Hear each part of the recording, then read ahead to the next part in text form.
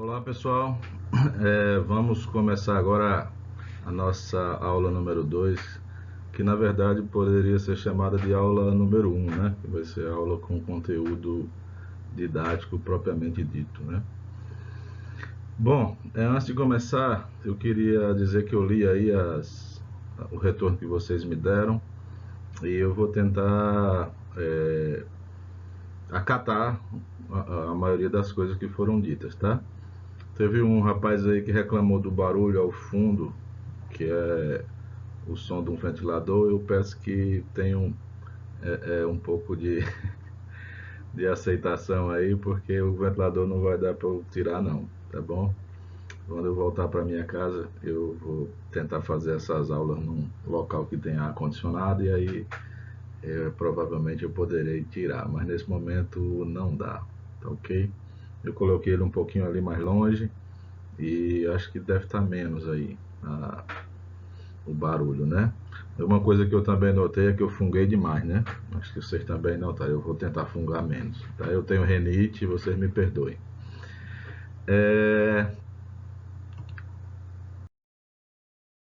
Veja só, o nosso curso, ele se chama Métodos Matemáticos, mas ele bem que poderia se chamar Variáveis Complexas ou simplesmente Números Complexos. Tudo, absolutamente tudo que nós veremos aqui nesse curso é a respeito de números complexos. Então, a gente poderia dizer que o que nós vamos fazer aqui é uma revisão dos 3 cursos de cálculo. Não se assustem, por favor. Só que mudando o tipo de variável, né? Vocês lidaram até o momento com variáveis reais e a partir de agora vocês vão ver o que muda e o que não muda, né? Muita coisa permanece usando uma variável do tipo complexo, né? A gente conhece de outros carnavais aí, né, do curso de GA, do curso de cálculo, cálculo 2, cálculo 3, o conjunto R2, também conhecido como plano, né? E eu não sei se vocês já repararam, mas assim, o conjunto R2, ele não tem uma multiplicação que a gente chama de multiplicação fechada, tá? Veja só, nós temos um produto interno. Vocês conhecem aí essa primeira operação aí. E veja só, no produto interno, o que acontece é assim, é um produto de dois vetores, né? O x1 e y1 aí é um vetor do R2, multiplicado por um outro vetor do R2, até aí tudo bem. Só que o resultado, a resposta, é um valor real, entendeu? Então, uma operação fechada seria aquela que envolve dois elementos do conjunto e tem como resposta um elemento do conjunto, tá ok? Uma outra operação de multiplicação conhecida por vocês no conjunto do R2, né, dos pontos do plano, é o produto vetorial, né? Aí veja só o que acontece no produto vetorial. Vocês têm novamente, né, um ponto do plano, né, o x1 y1, outro ponto do plano, x2 y2, e como resposta vocês têm um vetor do R3, né? Ele tem 3 coordenadas, embora as duas primeiras sejam 0, 0. Quando vocês estudam isso lá em geometria analítica, leva-se em conta somente a terceira coordenada e entende-se que isso aí seria só um número real, né? Porque o que interessa é o módulo. Mas, novamente, nós temos uma situação em que a operação de multiplicação não é fechada. Tudo bem? E aí, veja, alguém tentou remediar essa situação. Esse alguém, coloquei aí uma interrogação. No final a gente conversa um pouquinho sobre esse alguém, tá? E ele definiu uma multiplicação dessa forma que está aí. Veja, você tem o x1, y1 multiplicado por um x2, y2, e o resultado seria um par, né, baseado nas coordenadas do primeiro e do segundo ponto, né? x1, x2 menos y1, y2 é a primeira coordenada, x1, y2, x2, y1 é a segunda, né? Um ponto do plano multiplicado por outro ponto do plano e o resultado um ponto do plano, né? Então essa seria uma operação fechada. E aí vocês poderiam dizer assim, professor, essa operação maluca aí, de onde é que veio, por onde é que veio, faz sentido, não faz sentido?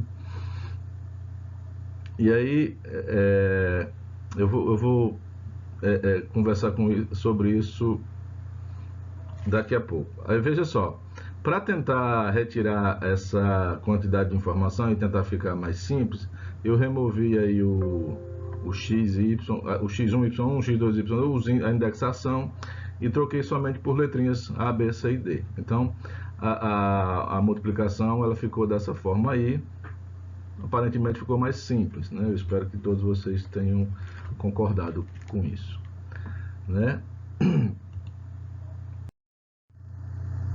E aí observe só uma coisa. Dada essa multiplicação feita dessa forma aí, aparentemente maluca e sem sentido, né? Observe nessas características. Olha só, eu vou fazer 3 observações. Se você pegar o valor 0,1, né, o ponto 0,1, o vetor 0,1 multiplicado pelo vetor 0,1, né? E usar essa multiplicação, né? Veja aí, o A seria 0, o B seria 1, o C seria 0, o D seria 1 e utiliza a fórmula que está aí destacada em amarelo, né? O que nós teríamos seria, né, AC dá 0, menos BD dá menos 1, né, AD dá 0 e CB dá 0. Tudo bem? Ou seja, o resultado seria menos 1, 0. Tranquilo? Eu só espero que você tenha entendido a conta, tá? Não se preocupe em interpretar isso agora, não. Uma segunda observação é o seguinte: se você pegar agora o 0,1, o vetor 0,1, e multiplicar por um vetor B0, ou seja, esse B aí seria um valor real qualquer, tá ok? O que nós teríamos, novamente, né? Aí no caso, o A seria 0, o B seria 1, né? O C seria o valor de B, tá aí, e o D seria 0, tá ok? O que nós teríamos como resultado, né? 0 menos 0 na primeira coordenada, B mais 0 na segunda, ou seja, 0B. Eu destaquei em vermelho aí para que vocês reparassem só uma curiosidade. Ao multiplicar o B0, né, por 0,1, o que aconteceu foi que as duas coordenadas elas se inverteram, né? O 0 agora é a primeira coordenada e o B é a segunda. Tudo bem? Então, veja só, é só uma curiosidade, por enquanto. Mas guardem isso aí, se precisar vocês voltem o vídeo e vejam novamente essa parte aí, tá ok?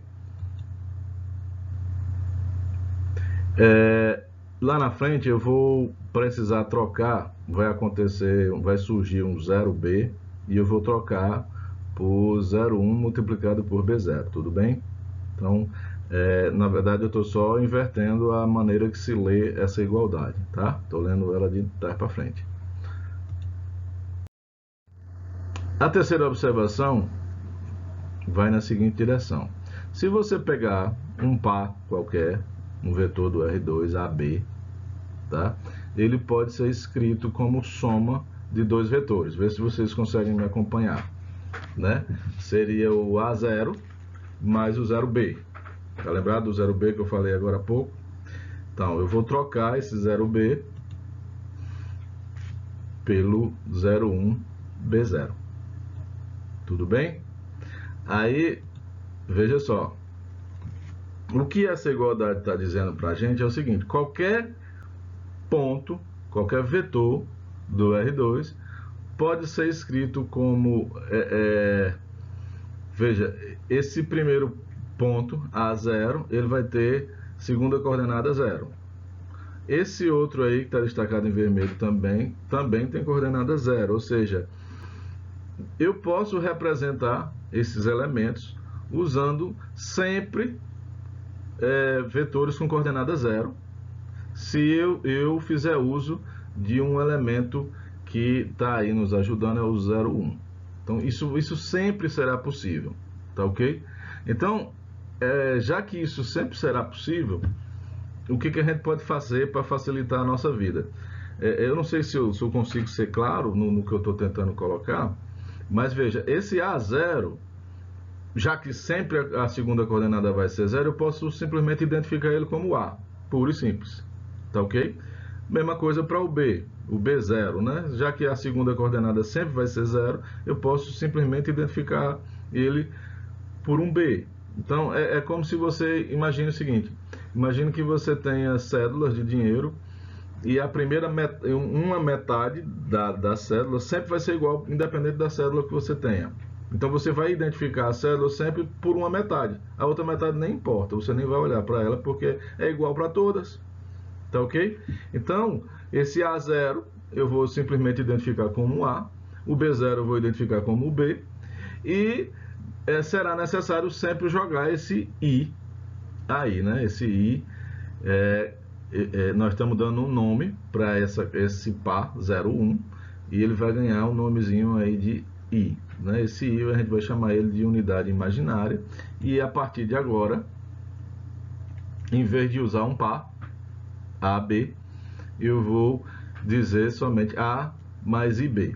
E esse A é um número real, o B é um número real e esse I é a unidade imaginária. Veja só, vocês estão lembrados lá atrás eu falei que o 0,1 multiplicado pelo 0,1 dava menos 1, 0.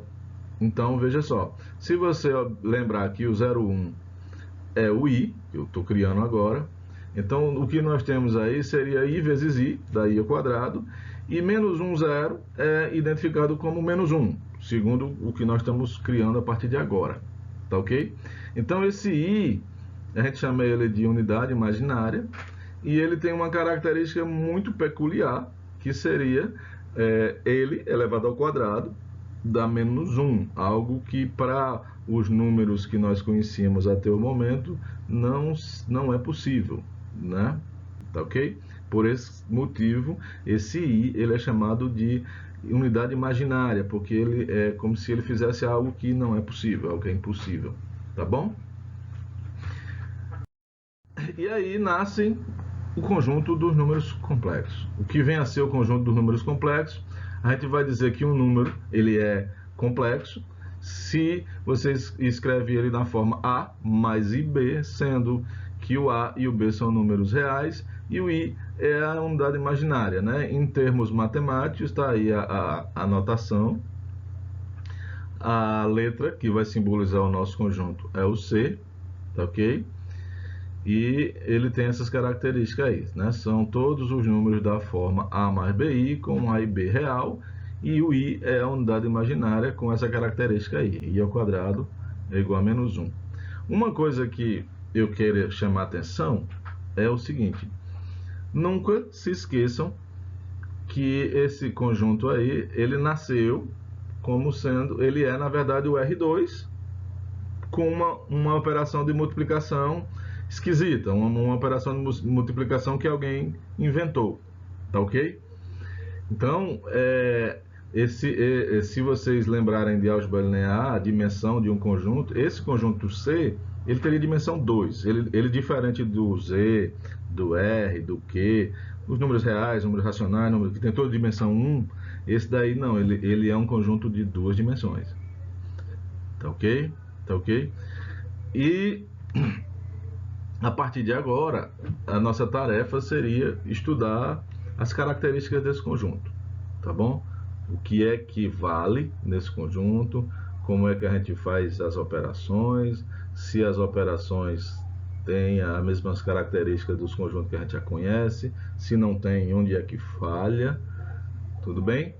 Então, vamos fazer isso a partir de agora. Uma coisa que eu gostaria de que ficasse assim, que não gerasse medo, é que esse conjunto ele aparenta ser complicado. Esse nome complexo não ajuda, né? Faz com que a gente pense que tudo é complexo no sentido de complicado. Mas na verdade eu sou apaixonado por esse conjunto. As coisas são bem diferentes nele e assim no sentido de serem mais fáceis. Tem coisas aí que parece assim magia, parece um negócio do outro mundo. E aparentemente o que não teria utilidade alguma tem, tá certo? E assim, eu deixei para falar agora.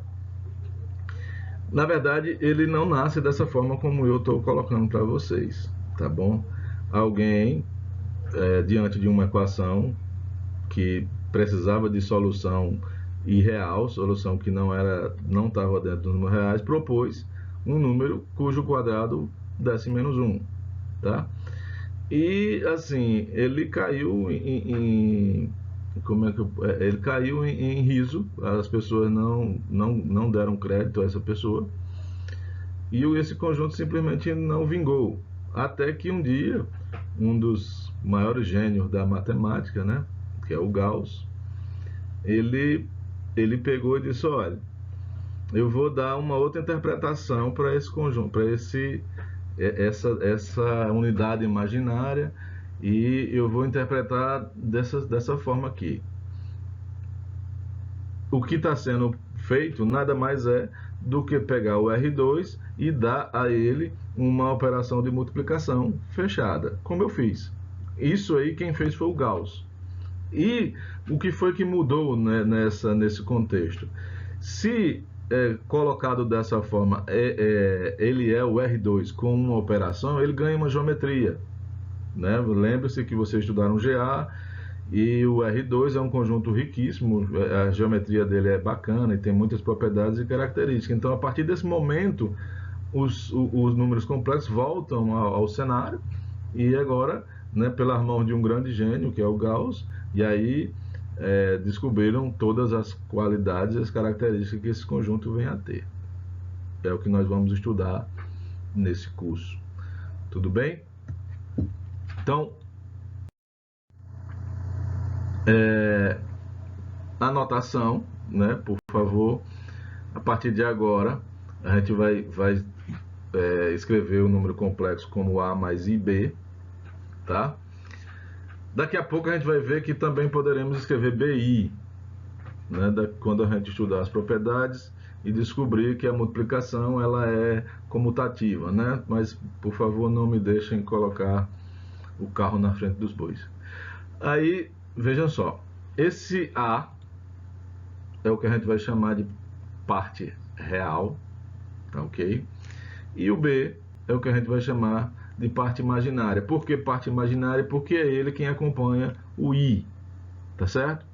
E aí, um número complexo ele pode ter as duas partes, quando o A é diferente de zero e o B também, e ele pode ter alguma delas sendo igual a zero. Então, por exemplo, se o A for zero, a gente vai dizer que o nosso número é um imaginário puro. Por quê? Porque ele só tem a parte imaginária. Se o B for zero, a gente vai dizer que ele é um número real puro. E aí o número real puro é um número real como a gente conhece, tá bom? Então, a gente chama de parte real, parte imaginária, tá bom? E quando a gente está lidando com números reais, a gente em geral usa a letrinha X para representar variáveis do tipo real, né, assim? E o que vai acontecer aqui nos números complexos é que a letrinha em geral utilizada é um Z, tudo bem?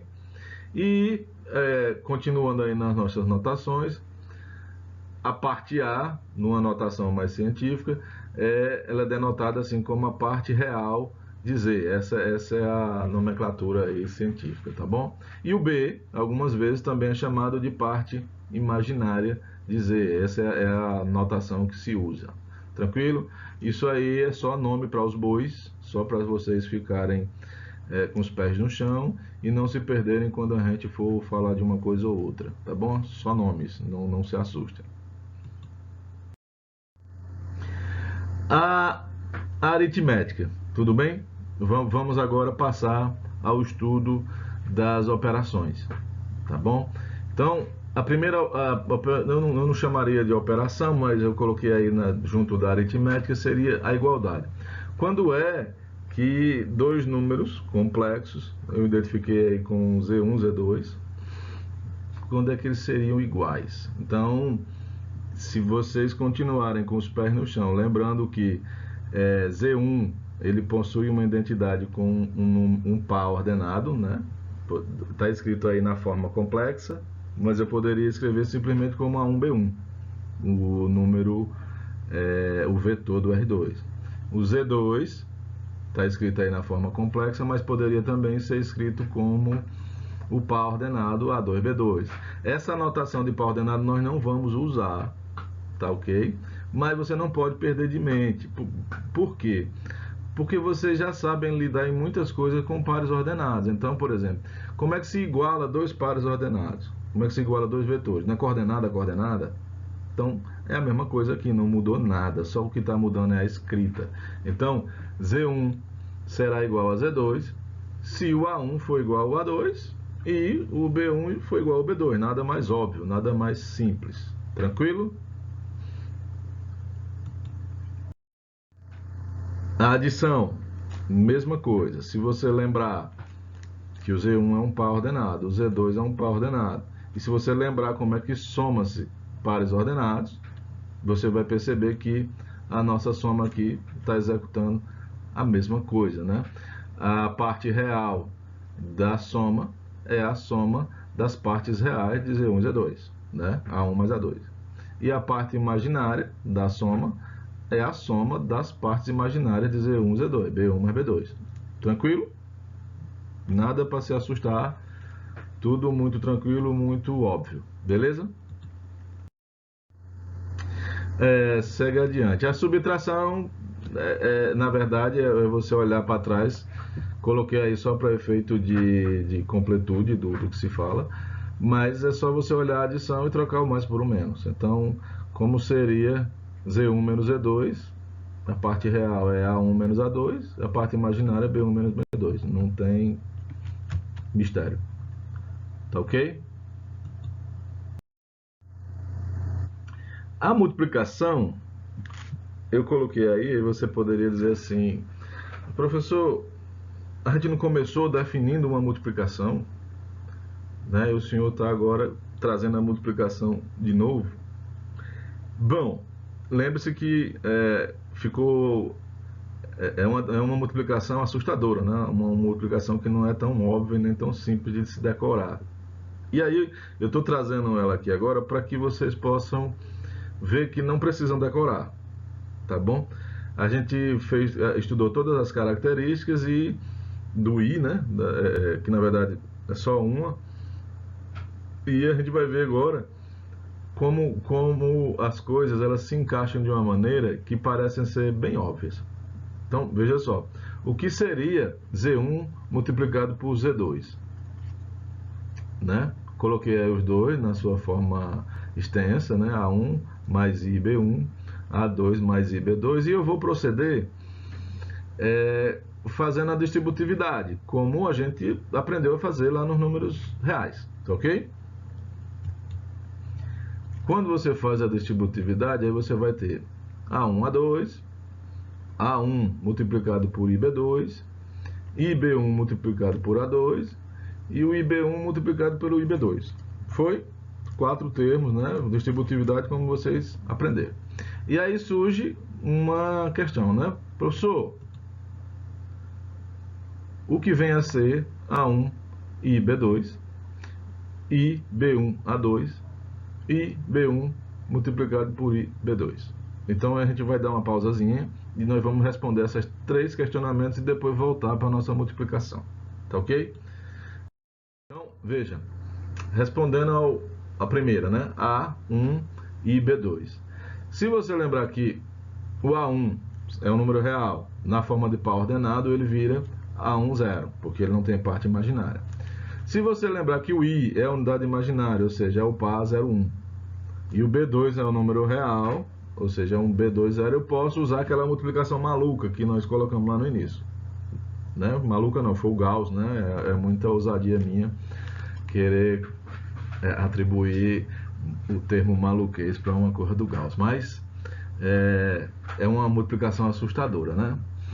Aí veja, vamos executar essa multiplicação que está entre os colchetes, ok? Usando a multiplicação lá do Gauss.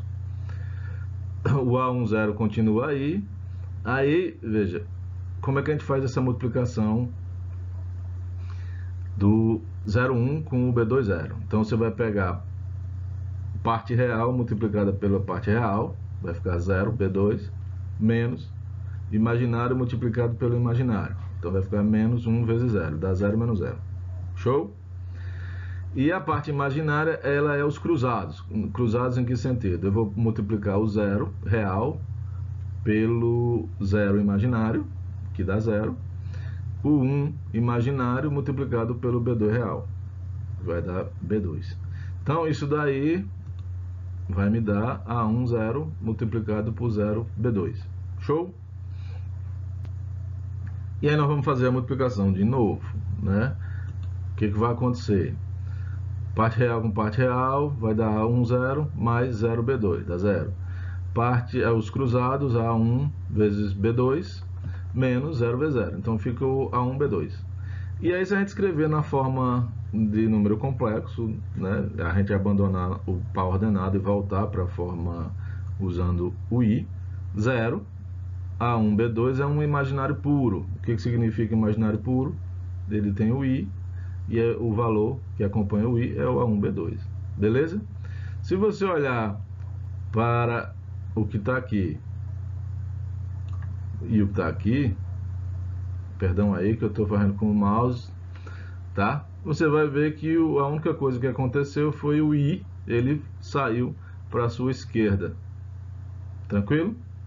Algo que, se a gente estivesse lidando com números reais, seria o de se esperar. Não é isso? Aí, respondendo o outro agora, né? O I, B1, A2. Antes de fazer a conta, veja, o que é de se esperar como resultado disso daí? Vocês me ajudam, né? O que vem a ser o mais óbvio a ser esperado nessa brincadeira. Tá? Então, vamos ver se acontece o que se espera. Então, veja, o IB1, veja, eu estou fazendo já diferente, eu quero que vocês notem o que foi que eu fiz diferente.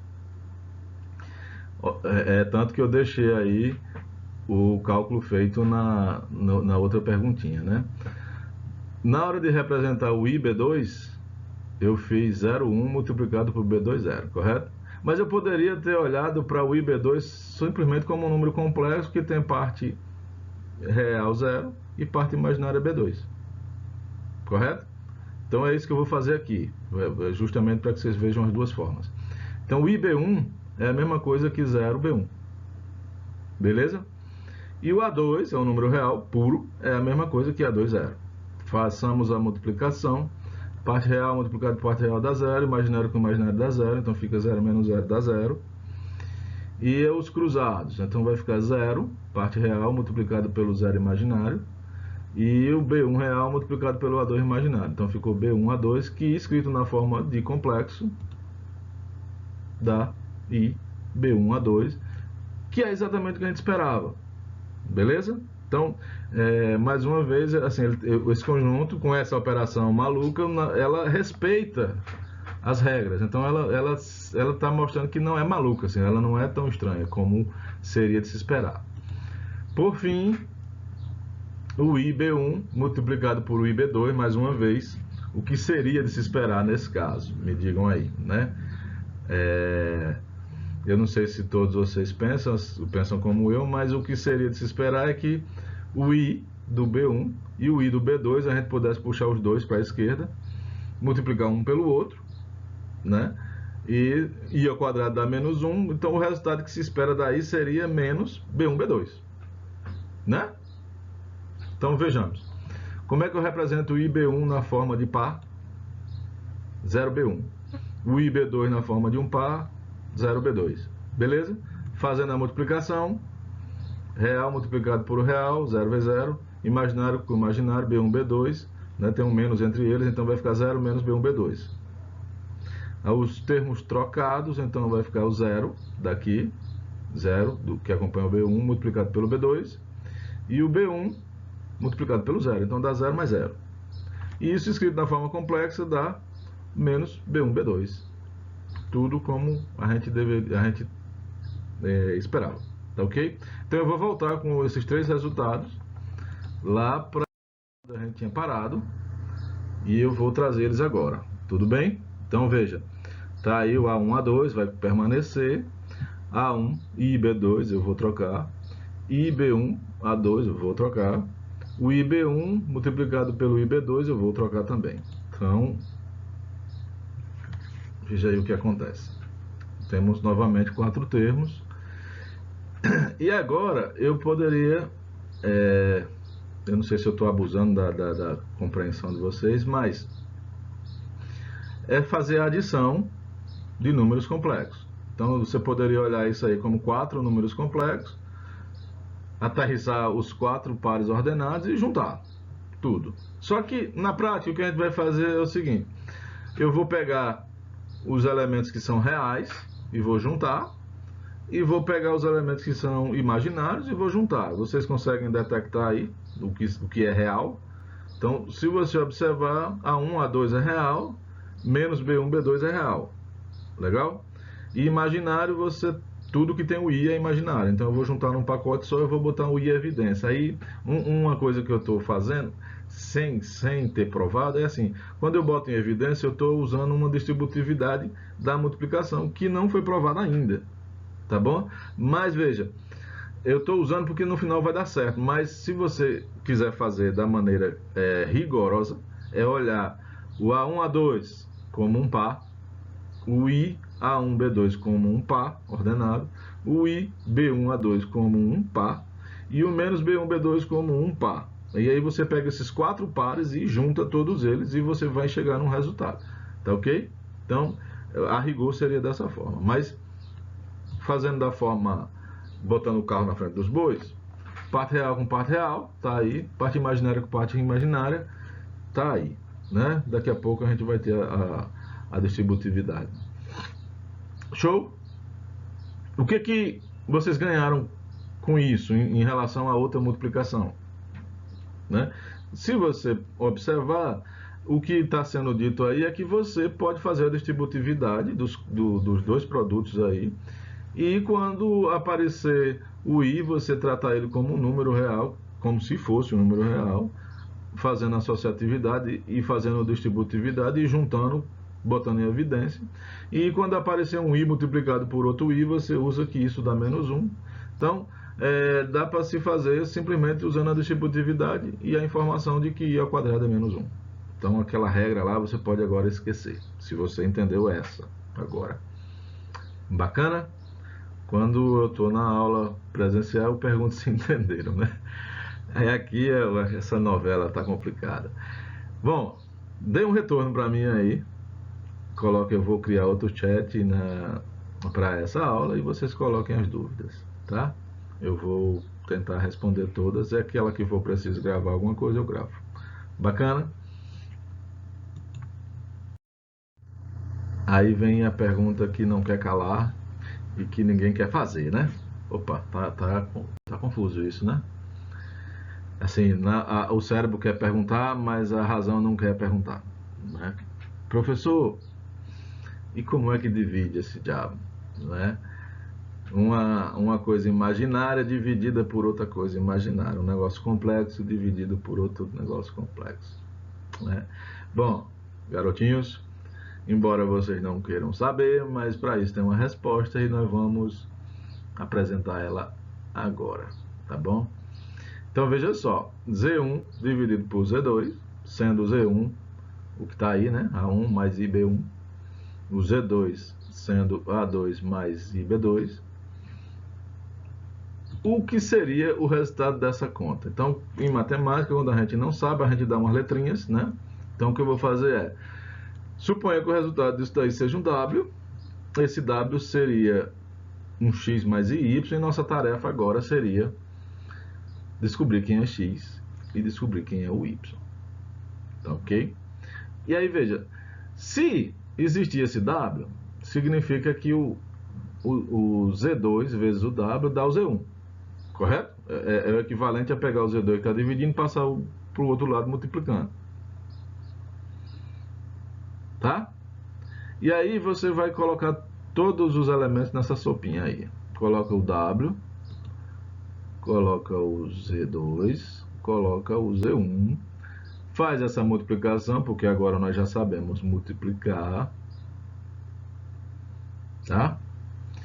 E agora a gente usa a igualdade que a gente aprendeu lá atrás. Como é que funciona a igualdade de números complexos? A parte real do lado direito igual a parte real do lado esquerdo. Parte imaginária do lado direito igual a parte imaginária do lado esquerdo. Show? E aí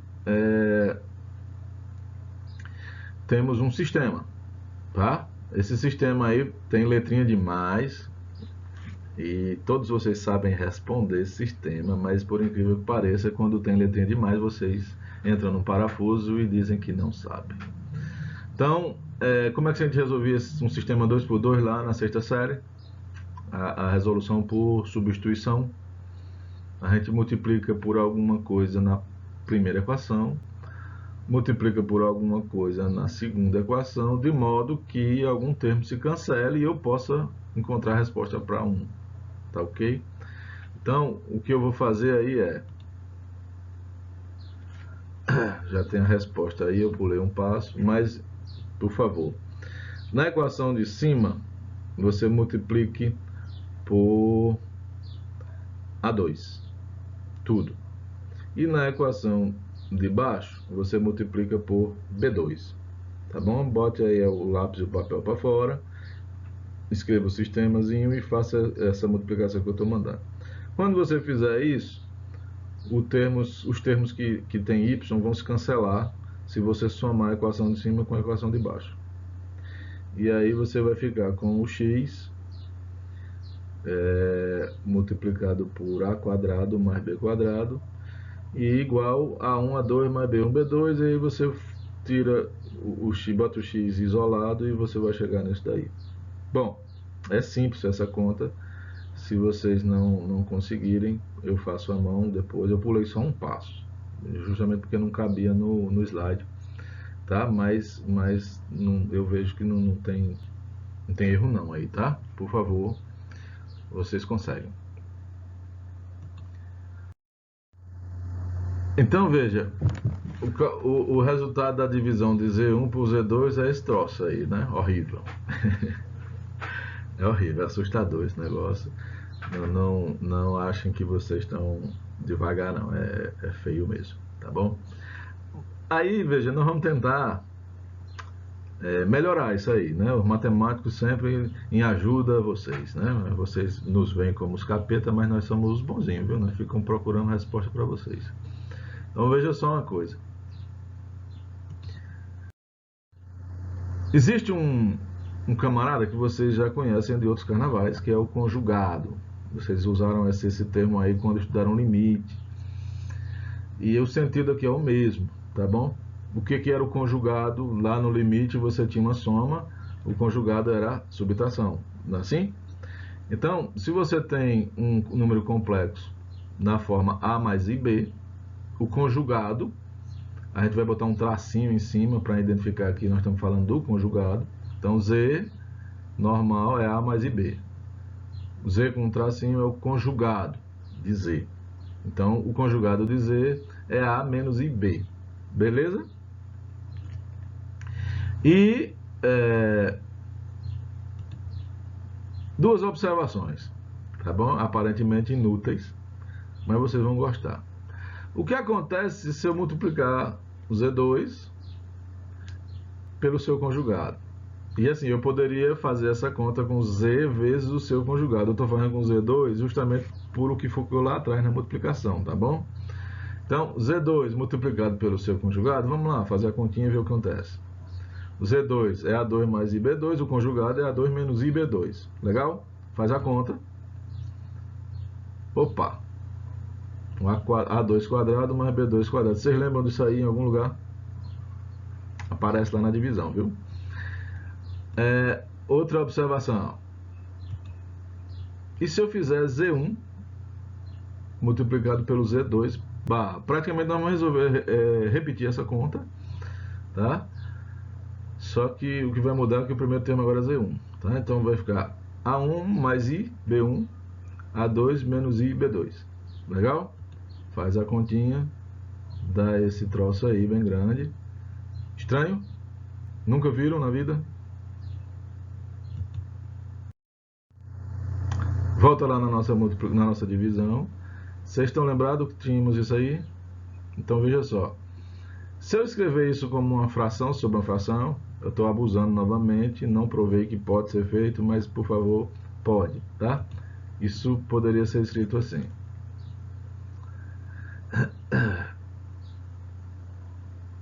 Eu coloquei o A quadrado, que aparece no primeiro termo, A quadrado mais B quadrado aparece no primeiro e no segundo turno, então, primeiro e segundo termo, então eu coloquei ele num termo só, num denominador só, tá bom?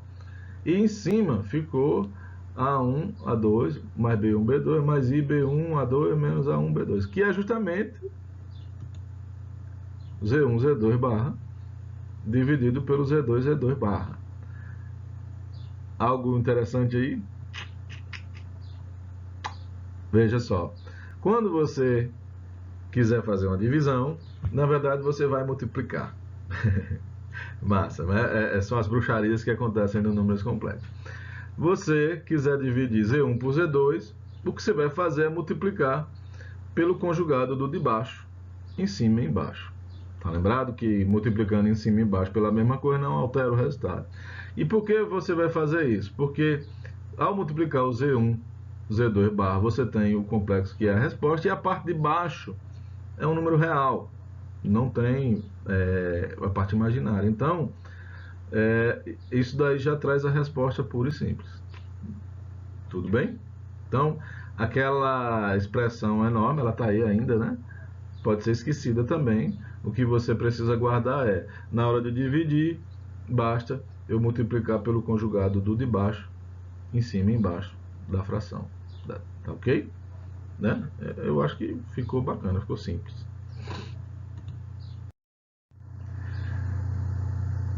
Uma coisa que é um produto não, é uma consequência direta da divisão, é o inverso, né? Não sei se vocês estão lembrados, o inverso de um número é 1 sobre ele, né? Tudo bem? E aí, se a gente usar a multiplicação que a gente acabou de aprender, como é que eu calculo o inverso de z? Aí você multiplica pelo conjugado em cima e embaixo. Aí o resultado é, o inverso é o z barra, o z conjugado de z, dividido pelo z conjugado. Tá bom? Então, calcular o inverso também se faz multiplicando, até porque o inverso nada mais é do que uma divisão. Tudo bem? Coloquei dois exemplozinhos aí, tá? Não deu tempo de fazer a animação. Fazer essas animações dá um trabalho da gota. Por isso que eu estou meio atrasado aí em relação a vocês. Eu peço paciência que eu estou ganhando ritmo, tá? Mas vamos adiante. Veja só, vamos fazer uma divisão, tá bom? Aí do lado esquerdo da tela. Como é que você faz 2 menos 3i dividido por 4 mais 6i? Tá ok? Então, seguindo o que a gente acabou de aprender, você multiplica em cima e embaixo pelo conjugado do de baixo. Tá? Então, conjugado de 4 mais 6i é 4 menos 6i. Multiplica em cima e embaixo. E aí você vai executar a multiplicação em cima e embaixo. Beleza? Então, a multiplicação de cima vai ficar a parte real multiplicada pela parte real. Dá 2 vezes 4, 8. Parte imaginária multiplicada pela parte imaginária com um menos no meio. Então, menos 3 vezes menos 6 dá 18, positivo. E aí tem um menos que é da fórmula, da multiplicação, né? Tá? Então fica 8 menos 18. A parte imaginária é os termos trocados. Então vai ficar 2 vezes menos 6, dá menos 12. Menos 3 vezes 4, menos 12 de novo, vai ficar menos 24i.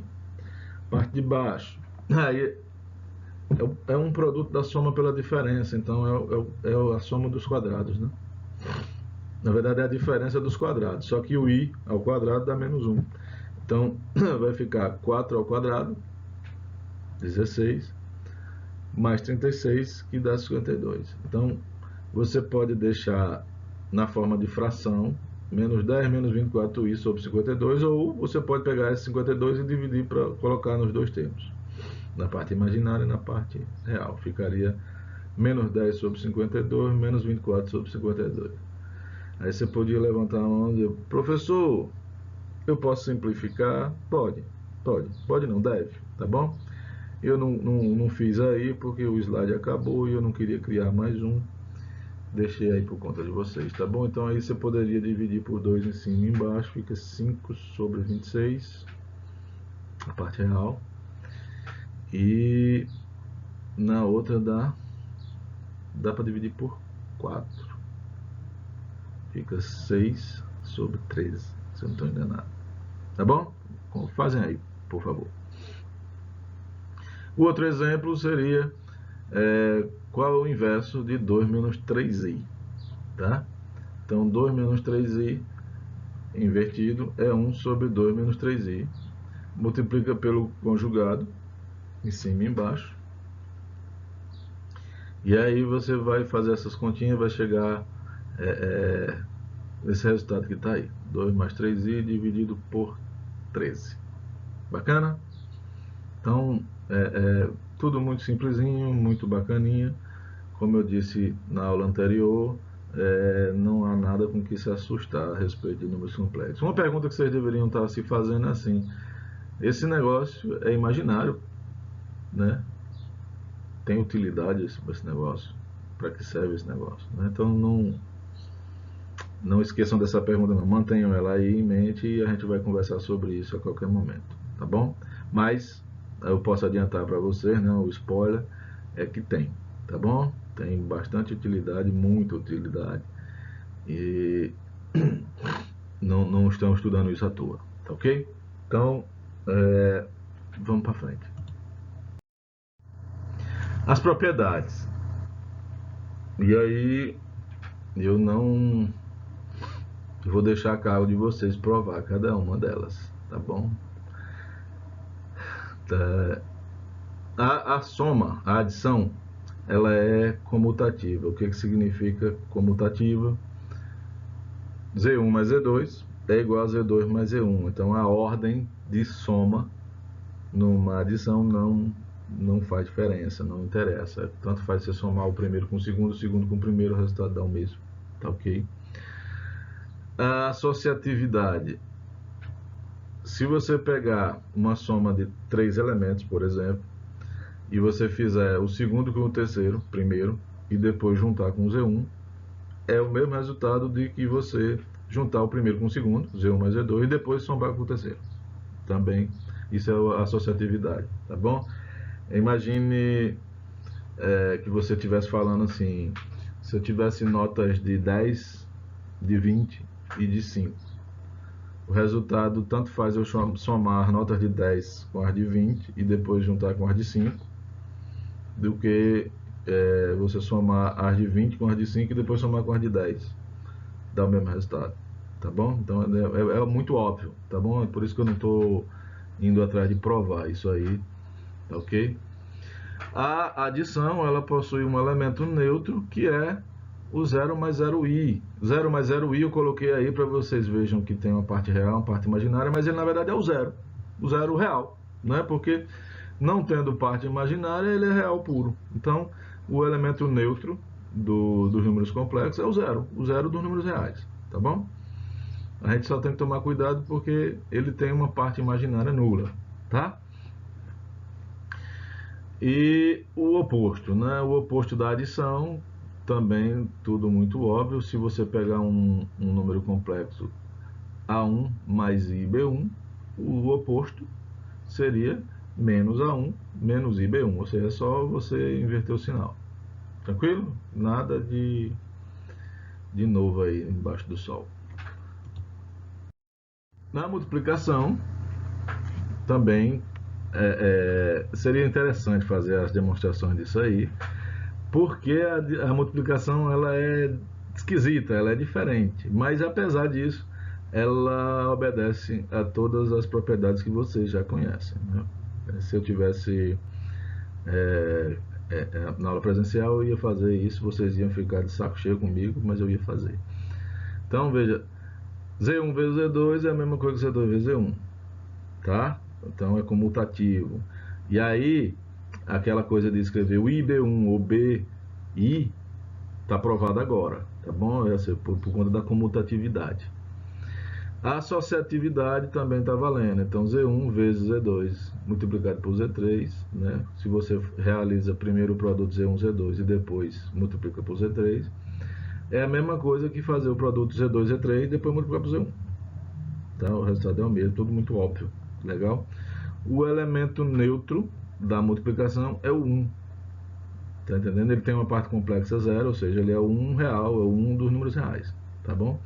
E toda vez que você multiplica um número Z1 por isso daí, confiram se eu estou mentindo, dá o resultado da Z1, tá bom?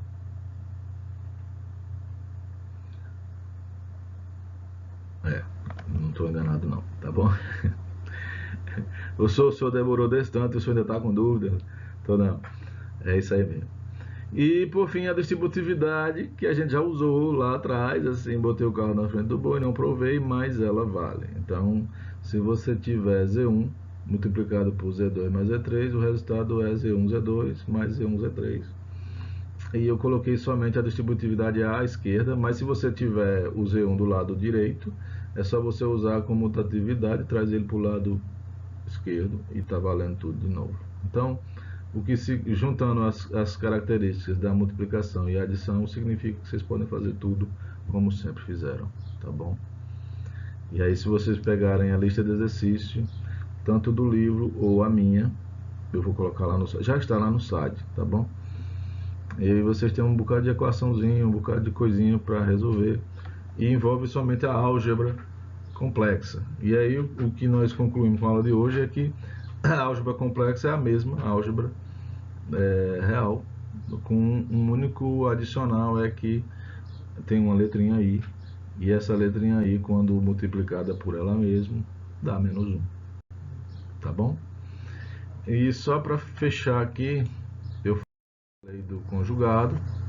O conjugado, apesar de não ser uma operação, mas ele é muito utilizado nas coisas que nós vamos fazer. E ele também tem umas características, as propriedades, estão aí todas elas, nós deveríamos provar, vocês vão provar, vocês façam isso como exercício. Também é muito bobinho. Sempre que você tem uma igualdade para provar, a maneira mais simples é você escreve a igualdade do lado esquerdo até o final, escreve a igualdade do lado direito, desenvolve até o final e vê se o resultado é o mesmo, tá bom? Então, você não tem o que fazer não, aí tá? Você pode fazer todas essas 6 características aí e vai dar tudo certo. Muito banalzinho, não dá 5 minutos de conta. Então, quando você tiver o conjugado de uma soma, tá? O que está sendo dito aí é que tanto faz você somar o Z1 mais Z2 e tirar o conjugado, ou você tirar o conjugado Z1, conjugado Z2 e somar. A multiplicação, eu posso multiplicar o Z1, Z2 e tirar o conjugado, ou eu posso tirar o conjugado Z1, tirar o conjugado Z2 e multiplicar. A terceira, conjugado do conjugado é ele mesmo, ou seja, quando eu faço o conjugado de Z1, que muda? O menos. Se eu tirar o conjugado de novo, o menos volta para mais. Então, o conjugado do conjugado volta para lá, para a mesma coisa, tá ok? O conjugado da divisão. Então, o que está sendo dito aí é, eu posso dividir Z1 por Z2 e fazer o conjugado, ou eu posso fazer o conjugado Z1, fazer o conjugado Z2 e dividir. Tanto faz. Aí, tudo isso aí são escolhas de vocês. tá? É permitido o lado direito, é permitido o lado esquerdo, em todas essas equações, todas essas igualdades. O que acontece se você somar um número com o seu conjugado? Se Z tem parte imaginária B, conjugado tem parte imaginária menos B. Quando você somar essas duas coisas, a parte imaginária desaparece. E a parte real vai ficar lá duas vezes. Tá certo? Então, isso dá uma equaçãozinha. A parte real de Z, na verdade, você obtém somando o número mais o seu conjugado dividindo por 2. Se você fizer essa brincadeira para a imaginária, troca o sinal de mais por um de menos. A parte imaginária você obtém fazendo Z menos o conjugado dividindo por 2. Tudo muito simples, tudo muito óbvio. Tá bom? E por hoje é só. Deixa eu